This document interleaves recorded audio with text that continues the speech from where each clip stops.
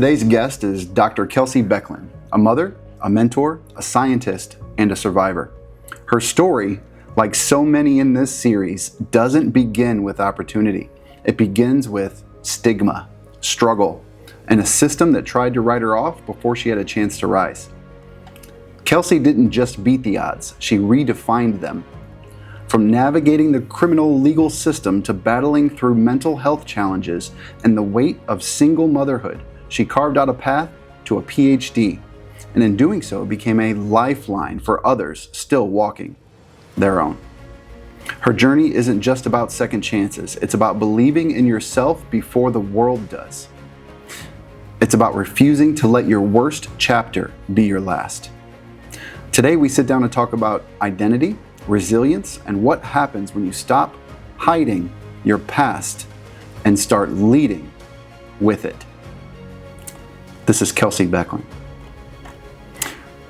What if your past didn't disqualify you? It equipped you. Kelsie Becklin is a walking example that even the most painful past can be turned into a powerful purpose. You're a force, and your story punches hard. But for those who haven't met you yet, tell us who you are today. Yeah, so today I would self-identify me as I'm a mother, I'm an equestrian, I'm a scientist, I'm an avid book reader, I'm a hiker and a biker, but I'm also kind and compassionate. I'm fueled with passion. I come with lots of empathy. And I think that those pieces of me don't always get expressed. I think people see the strong, hard side of me, but I'd like to think there's a soft, funny, intelligent side that's there as well that contributes largely to who I present myself in the world today. So you said, I didn't find my voice, I fought for it. Where did that fight begin? That fight probably began, I always say is I didn't recognize the fight till I probably looked back. I think I still stand by that. I didn't always see that I was fighting until I turned around and looked back. But I think the true fight for me probably started when I left my house to go to college for the first time. And that's actually when my life kind of took a downward spiral. I really wasn't ready for that level of independence. I really wasn't ready to probably be on my own and away from my sources of comfort and the ways that I managed my life, which was actually largely horses and being involved in getting in nature a lot. And so when I went to college, I really didn't have access to the horses, and my life kind of went down. And I think I was fighting from then, is that I always say is like when I went to the hospital, a mental health hospital for a long time, there's a snippet of that in the book. And really it's like, I think that was like a cry for help. Like that was me begging for people to see that I was having a problem. I really felt like I was turning away all help that people tried to give me, but also just screaming as loud as I could for that help. I just didn't really know how to access it or how to get it.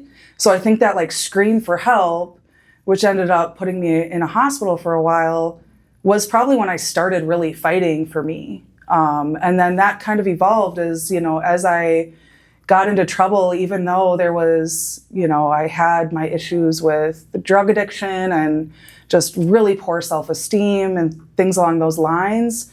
I still, I look back on that and I'm like, I didn't give up. I still got out of that. So I think I was still fighting then. And then, every day in college, I think was probably a small battle. It was every day, just getting what I needed to get done. That period of my life was, particularly in undergrad, is I was going to school during the day and working as a server at night so that I could put my child into daycare during the day so I could go to school so that someday I could really be a mom and be a support to him. And so I think I just look back on that time of that was when I can't even believe I went through that. That was a battle. I was just even without the barriers to being just as impacted, is I was just battling the logistics of my life every day.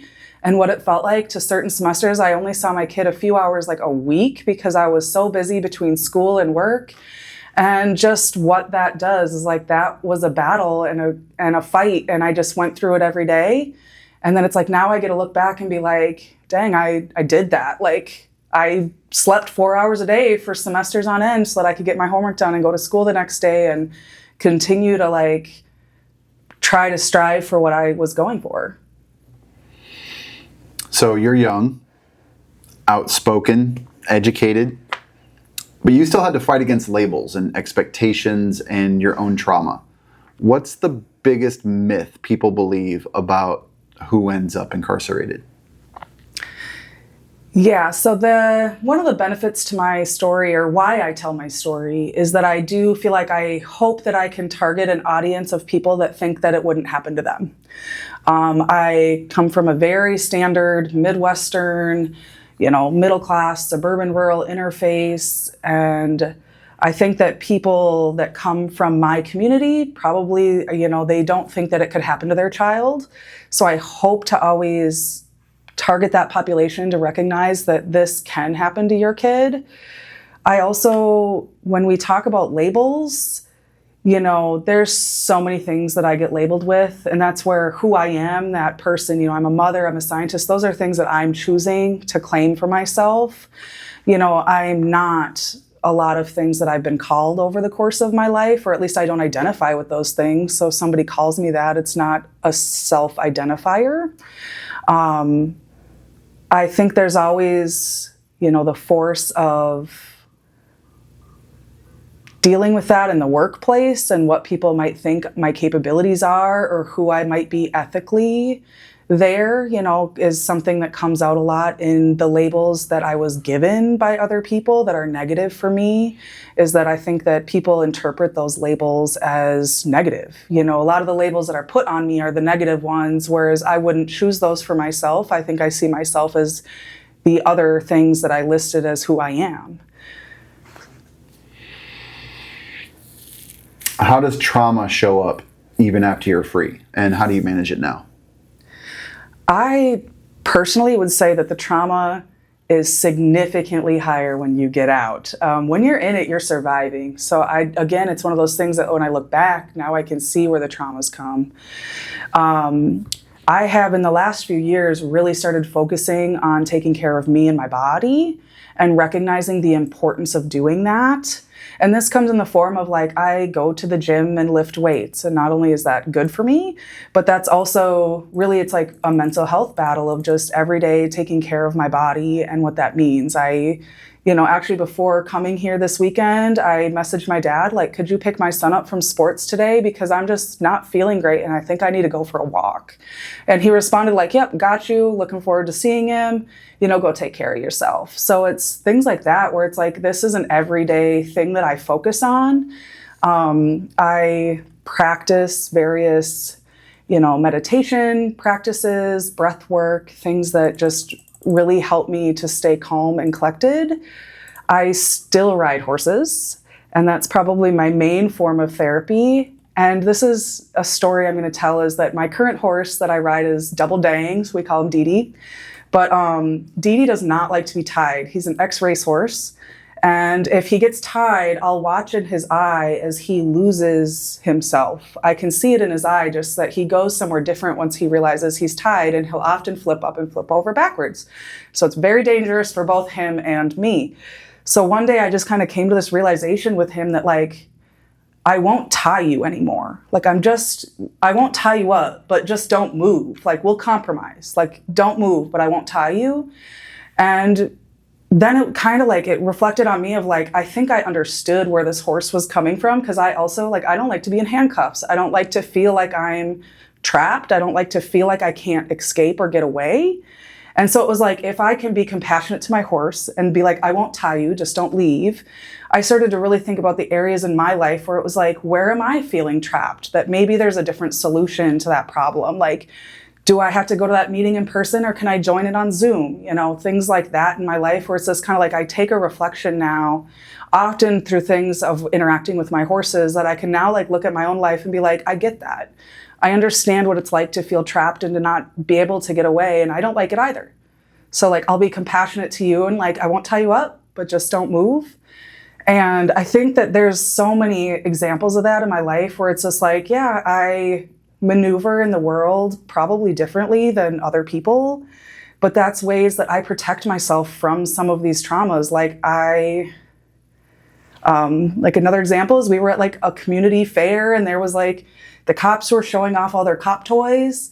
And I just kind of realized like I can't go into that space because these cops are in their full like SWAT gear, and it just was something that was too much for me. So it's like I just will choose now to like, instead of me taking my son into that space, if he wanted to go, is like I sent him with a friend, you know, and like I'll stay outside. So it's like there are ways that I protect myself from trauma and from what that can look like, that I hope, you know, helps me survive various situations, but also, you know, that people can kind of become aware of like, you know, the various things that maybe impact someone's life.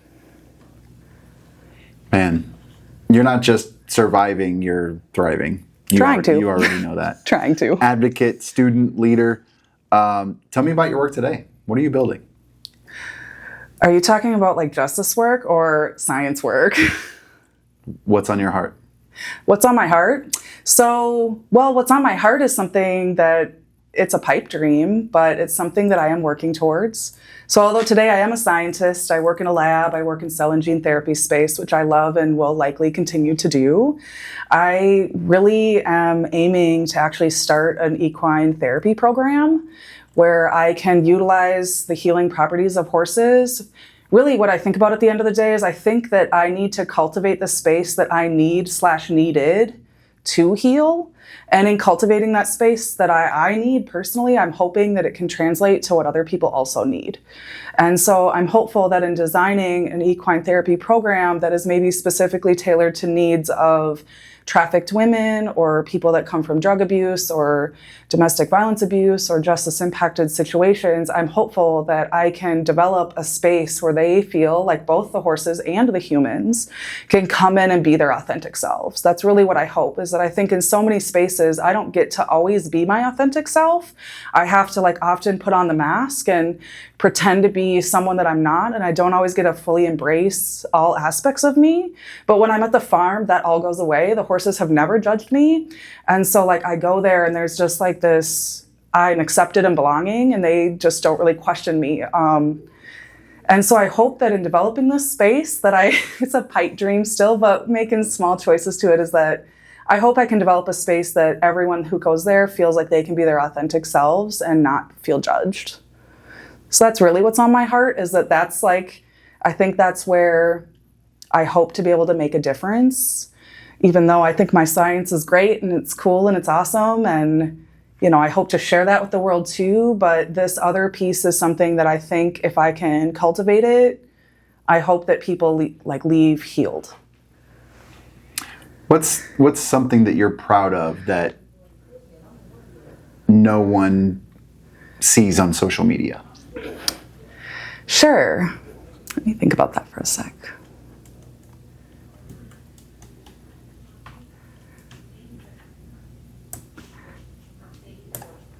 So something that I'm proud of that people would probably never know is that I'm really proud of my son. I mean, I think you would know that looking at my social media, but maybe not for the reasons that I think about it, is that I look at him and he's 14. So he challenges me every day with like his thoughts and views and how he's interacting with the world. And one thing that I love is that we do bicker. Like we will argue and debate our sides, but we both leave knowing that we can have different opinions and we can have different experiences and different views. And I think I'm really proud that I created a kid who's willing to fight for his side of the world, like his view and like what he thinks and what he believes in. And that I can't really persuade him otherwise. I just think that like that force in him was something that I had to work towards, of like, I don't want him to be a follower. I want you to be able to stand on your own feet. And I'm seeing him do that, where it's like, I don't always love that you're going to disagree with me, but I also love that you're disagreeing with me. And I love that you don't want to back down. And so that's something where it's like, yeah, there's that like argumentative side to him that I'm like, don't do that to me. But then I'm like, but absolutely question me on everything, just like he is. So I'm super proud that he does question me and that he pushes me and makes me think outside the box. And that's something that I would say I'm super proud of, that I feel like I worked really hard to do through being his mom. That's awesome. Another line from the book you wrote, I believed I was too broken to be whole again. I'm going to read that again. I believed I was too broken to be whole again. What helped you shift that belief? So I'm not surprised I wrote that, but isn't it funny that I don't remember what I wrote? Because I'm like, did I write that? Are you sure that's mine?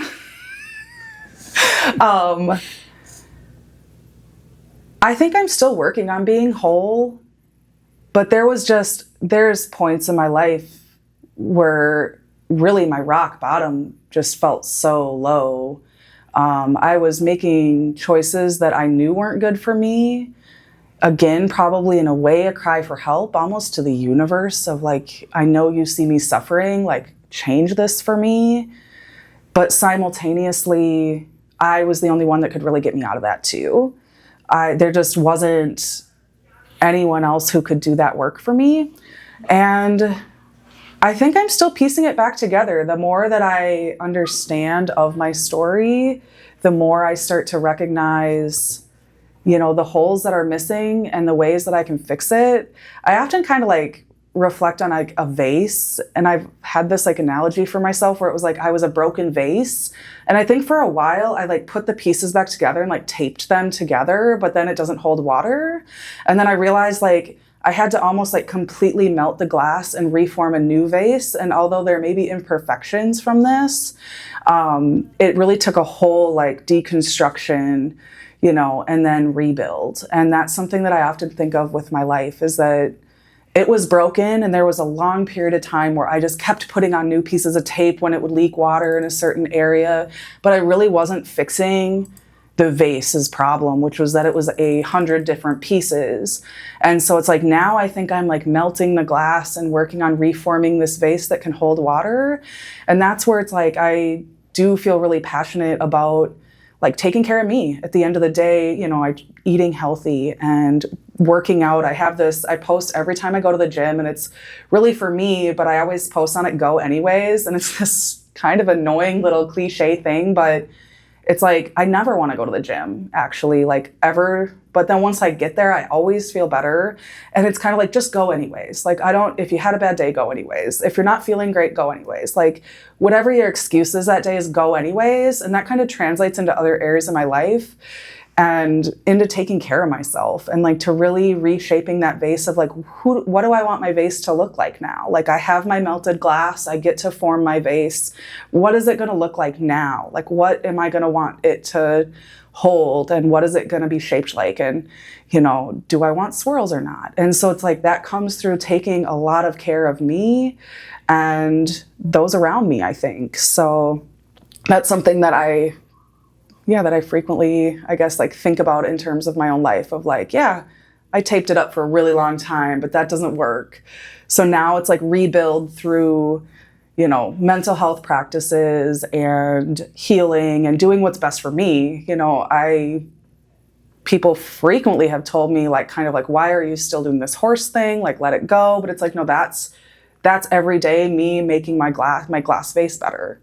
That's everyday me pursuing the healing process that I needed to overcome the traumas that I did have in my background, and kind of what that meant for me and how that really influenced me, and some of those traumas, like I didn't, when you're in it, having that experience is like, I'm really proud of the girl who survived that. Like she was bomb, even though at the time I was so critical on her when I was taping up that glass, I was so critical to that girl. And now I get to look at her and be like, you kept me alive. Like you fought, like you were smart. She was so smart to make the decisions that got her out of that it's like, damn, like not everyone maybe would have done that. And it was like, I was really critical on her. And now it's kind of like taking that moment to be like, I did survive all of these things. I did overcome these challenges. I did get out, and it took for me to get into like legal trouble to get some help that I needed, but it did send me down a path of healing. And it just took me a really long time. It didn't happen right away. It really happened almost a decade after getting released that I kind of really started to be like, I can't hold her accountable for all of this. Like, I should hold her accountable for what she did, which was kept me alive and kept me safe. And so that's kind of part of that healing journey, is like, it's not done. I will constantly be evolving in the ways that I think. And, the more that I understand my story, the more it's incorporating into my body. I will say too, is I did EMDR. I had a therapist that I really trusted for a really long time. She's a friend now. But she helped me with EMDR, actually. I didn't even have language for the experiences that I had. I didn't really even know what it was. It was like, I wasn't raped. I wasn't really kidnapped. It was this other thing, and I didn't really understand it. And I didn't really know what that meant, and like why it led me to all these decisions that I did that were negative after. But through the EMDR process, she really helped me like incorporate this super challenging experience in my life that kind of like curtailed my whole life. It just spun me out of control completely. And by doing EMDR, it kind of helps rewire the way that your brain processes an event. And so it allowed for me to incorporate this story into my actual story of my life in a way that's just much more comfortable for me. Instead of like previous to that, I would think about it and just immediately be back in that space mentally, and I couldn't really function anymore that day. So those are all things like that probably started that healing process in a lot of ways, was like learning the language that I needed for that event and being able to not necessarily go back to that space emotionally and physically. She helped me stay in the here and now, even if I think about that time. And, so I work a lot on being able to incorporate my story into who I am today. Instead of trying to shut it out and make it go away and not worry about it, it's like, no, I can face this head on. I can deal with what the emotions are and what the trauma is head on in safe and meaningful ways to me. And that'll look different for everyone. But for me, it involves the horses and the meditation and the breath work and walking and going to the gym and trying to eat a salad every now and then, So it's like I'm taking care of the things that my body needs me to, so that I can really rewire the way that I think about my past.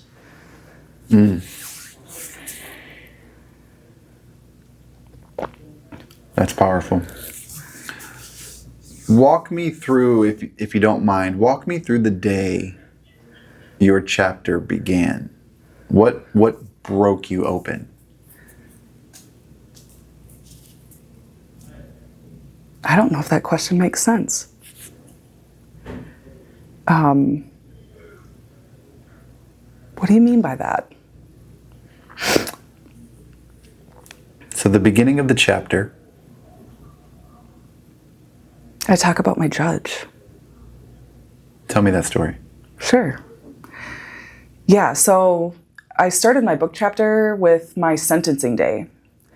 And unlike most people when they walk into their sentence, well, actually, like everybody else, I walked in like sweaty and nervous, and like, I remember my lawyer acting to tell a judge if I started giggling, it was more of a nervous response than like me finding this situation funny at all.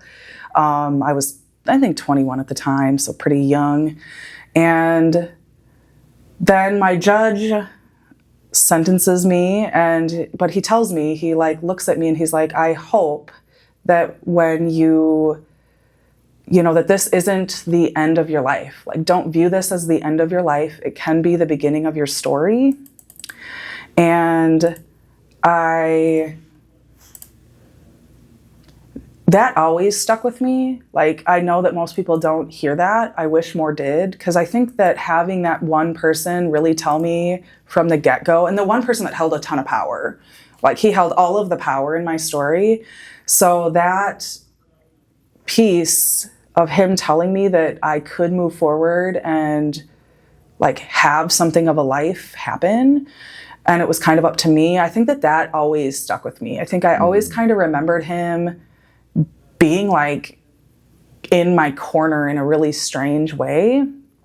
And that, I guess that carried through with me to doing, to pursuing education and to pursuing all of those things. I actually, years later, wrote him a Christmas card and I mailed it to his office. And I left like my email and my phone number just kind of like open-ended. I didn't ask him to contact me back, but just I left them there.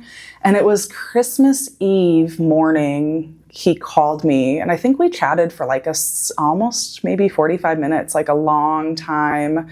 And he just told me that he was really touched by me reaching out and like letting him hear something good. He's like, I always hear the bad stories, but I never get to hear the good ones. And that was very, I think, probably healing for me.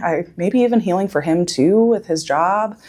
But that was just a really cool moment of like, I sent him this little Christmas card with what I had been up to in all the years and a picture of me and my son and all of the like good things that I had going for me. And I reminded him that he had said that, you know, you had told me from the get-go that that this didn't have to end it all for me.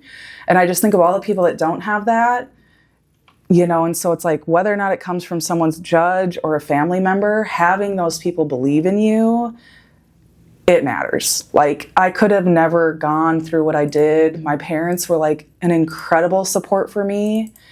They basically raised my son while I was trying to get my degree and go to school. And like every day, you know, it was kind of like, I just am so honored and grateful that they did that for me.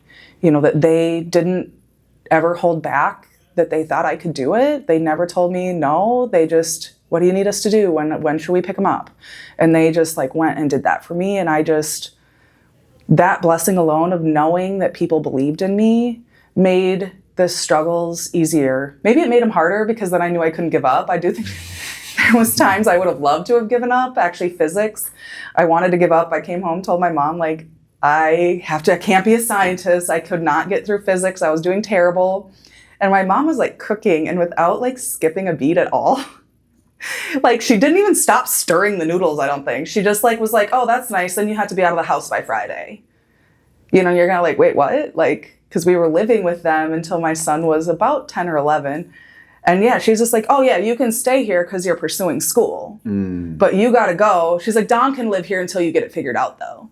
You know, like he's safe here, but you gotta go. So maybe that made it a little harder, but it also meant I couldn't quit. So I just had to kind of keep going and make it through physics. Did eventually pass that class. So, but you know, it's like that support of just like that unending support of like, we've got you through this. You know, if you're doing this, we've got you 100%, no questions asked. I wish more people had that. You know I'm blessed. Yeah, shout out to mom. Yeah, shout out to mom and dad, like, for real. They're pretty amazing. How do you carry your old self with you today? I think my old self comes out the most in empathy. I have found that frequently, whether it's work or friends or really any space that I'm in, even people who don't know my background have come to me when they have a challenging situation in their life. And I've been told multiple times that people just feel like they know that I'm someone that they can trust to not feel judged when they need someone to talk to about something challenging.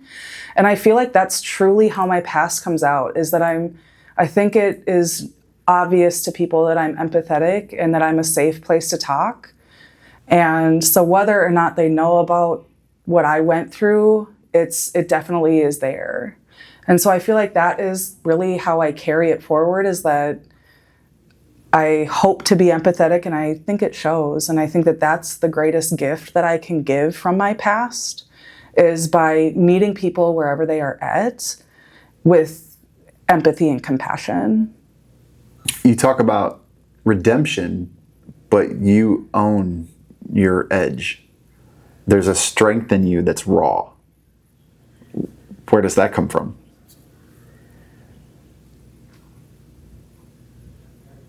I know my mom would disagree with me saying this, but I think it comes from my mom. She is a really quiet person, and so I don't think she sees herself as strong, but she was a Phi Ed teacher, and she grew up in the age where, like, in her hometown, there wasn't women's sports. And so she didn't really have the chance to really participate in sports. But when she got to college, she found that she really enjoyed being involved in various athletic classes. And so she ended up becoming a gym teacher. And I just feel like, from my perspective, her doing something that at the time was kind of out of the realm, I think that really like just spoke to me. So I feel like my strength comes from my mom. She also had her struggles. My family, I lost a sibling when I was little, and just kind of watching my family grieve and how much that meant to her. So although I think she would probably view that situation different, our various perspectives is like, I see it as strength. Like, not only did she choose a career path that was not normalized at the time when she did it, and she didn't let that stop her, but she also survived her own traumas in her life and fought for herself too. So I feel like a lot of my strength really came from my mom, but I know she would disagree with me. And she would probably hate me saying that too. What would she say? If you had to guess. Yeah, that's an interesting question. I feel like she would probably just say that it was me. You know, she always talks about like, when I was little, I had she's like, you just always had the biggest heart. Like, I cried once when I passed a pumpkin patch on like November 1st because I felt so bad for all the pumpkins that didn't get picked. Like, I asked if I think we could go buy all the pumpkins because I didn't want them to feel bad. And so I think she just always thought I had this like really big giving heart, and I, kind of always weaseled my way into what I wanted. We didn't have horses when I was a kid, but I found a way to always have access to them. And that meant like working in a barn, shoveling poop so that I could just be there. I think I got to ride like just a few times at the beginning. Like, I shoveled all summer long and then had like a ride or two at the end of summer, but I gained all this experience with the horses. But I think I was stubborn. She'd probably say it was stubbornness and just kind of who I was. So that's probably what she would say.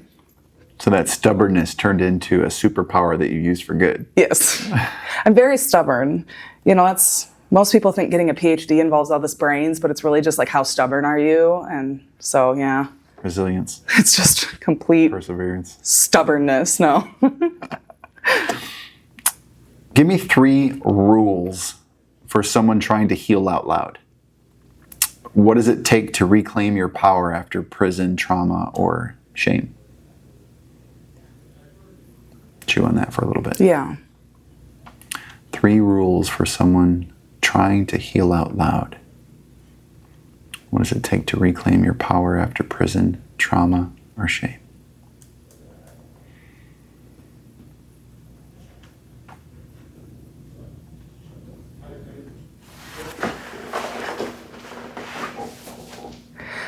I don't know if I can come up with rules, because I feel like this question is so individualized to every person's needs that I'm not sure that I can come up with rules as much as guidelines. And so some of the guidelines that I would say are needed is that people need to find a way to take care of their body. I have found that that's really critical. So that might be what it looks like for me with exercise and diet, and it might be very different for someone else. But I think taking care of your core human being, that's a basic fundamental need. Like, are you getting sleep? Are you eating food? Like, are you doing these things that keep your body alive? Because if you don't, your body will always remain in a stressed state. So things that keep your body like feeling safe and healthy is definitely a guideline. Now, how you want that to look will probably be different for every person. I would say something else that's really critical that I have found is coming to some form of, I'm not necessarily sure if it's even a spiritual belief, but coming to some form of how you feel connected to the world around you. So that might look like religion. For me, it looks much more like meditation and breath work and feeling connected energetically to things and people around me. But that can look vastly different for every individual as well. But something that makes you feel connected to the like larger whole of the world is probably another guideline that I think is really critical to people. And I would say the last guideline I would have is kind of related to the spiritual one that I just said, but it's community, is finding the spaces where you connect, where you feel like you don't have to wear as many masks, or hopefully any masks. So finding the place where you connect to other people and where you get to be that authentic self that you are. I would say that is like another guideline. For me, that's the justice impacted community and my horse community. And, I have these various places where I go and kind of have that communal need met where people support me and provide me with guidance, and I get to share my knowledge and experience back with them, where you have that. So that's kind of a separate piece from the spiritual. That's a bit more individual, maybe, is like, how do you want to interact with the world and why you're here? But then there's that communal piece of actually giving back and like feeling like you're in a shared group with these people for a shared purpose or a shared common interest. So those are some guidelines that I would say are really critical to healing. So if someone hears your story and feels like they're too far gone, what do you want them to know? How can folks follow you, support you, and bring your message to others? Talk to the people. Talk to yourself back in the day. One thing that most people in this space think about is second chances, right? I think I even heard you mention that. And most of us don't abide by what that means. And so one of my call to actions would be, my point of view on that is that we don't do second chances. And it's not for the reasons that people don't get a first chance. It's because the people that met me where I was every day were the people that helped me succeed. So every day we're walking into the world, we're having experiences, and they change us. And then we come in the next day and we're now changed from the experiences that we just had. So really, I don't need a second chance. I need thousands and thousands of chances to come that day and be different. So what I ask for people that are interacting with somebody who's justice impacted is give them the space to be different that day.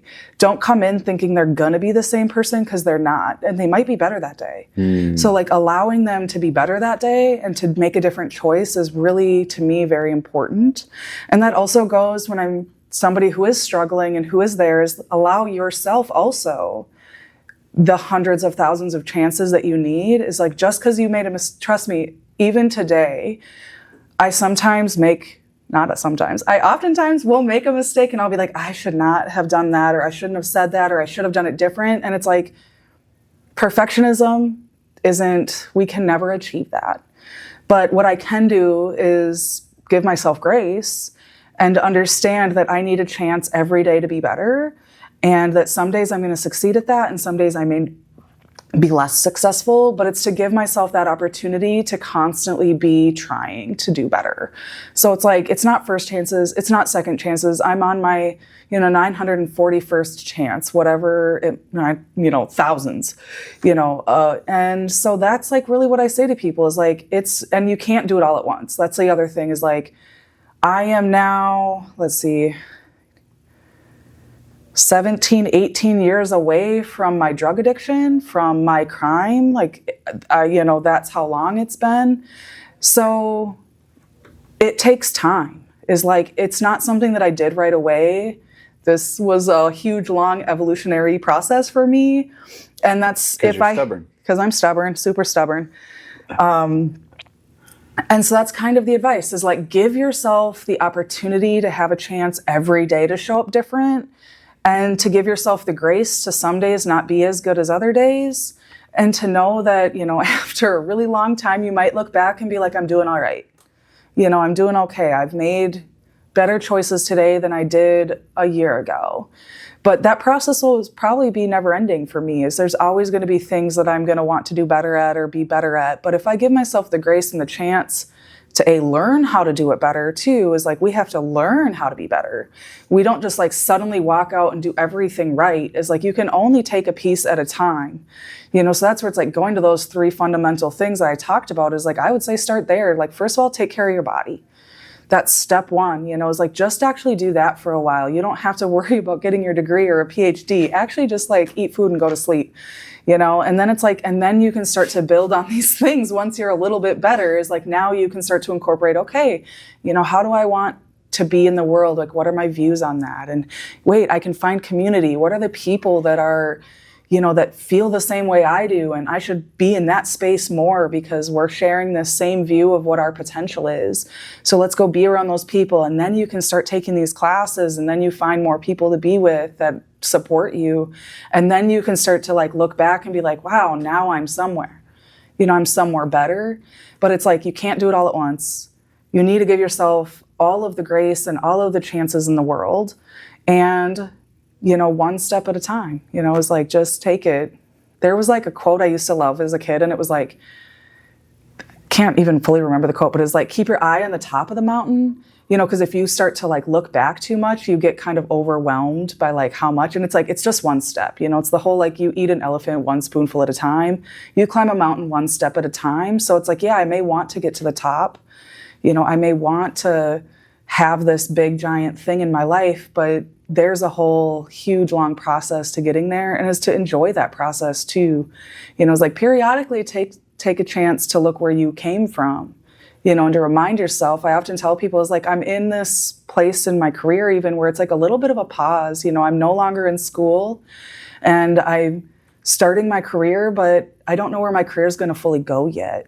But I always tell people, is like, the view's pretty good from here. It's like, I have a good view, and I like, that's great. It's like, yeah, I know that I'm going to continue to climb this mountain to wherever it's going to lead me. But like, I don't need to actually know what the top necessarily is. I just have to take that step and just keep kind of going up, and then, take those breaks and like check out your view. So that's kind of the advice I guess I would give someone. Nice. For those that are still watching, which is all of them, of course. How do they get in touch? What websites, social medias? How can they get in touch and drink the Kool-Aid? Yeah, drink the Kool-Aid. Yeah, so I'm on LinkedIn. That's just my name. So pretty easy to find on there. Facebook, I think that's also just my name. Or maybe, yeah, Kelsie Becklin. And my Instagram is ke.l.sie, I believe. So it's my name, but there's a couple dots in there. So that's how people can find me. But yeah, if you want to see a bunch of pictures of Planet Fitness with Go Anyways, like, that's what you'll get inundated with. And if they're interested to go further down that rabbit hole and they want to reach out, website, email, what's the best way? Yeah, so probably email. So that's kelsiebecklin@gmail.com. That's the easiest way. Awesome. Well, Kelsie, thanks for sitting down with me. I'm very excited about the book. Congratulations on Thank that, you. by the way. Are you a first-time author with this one? Yes. I'm authored in other spaces, but not in a book form. Yeah. There's more to come. I hope so. I'm sure. Yeah, I hope so. Working on that autobiography. Yep. Very cool. Well, thanks for sitting down with us. I'm looking very forward to the book release. For those watching, the link for the pre-orders is down below in the little video description. So make sure you like and hit that subscribe button so you can catch the next episode.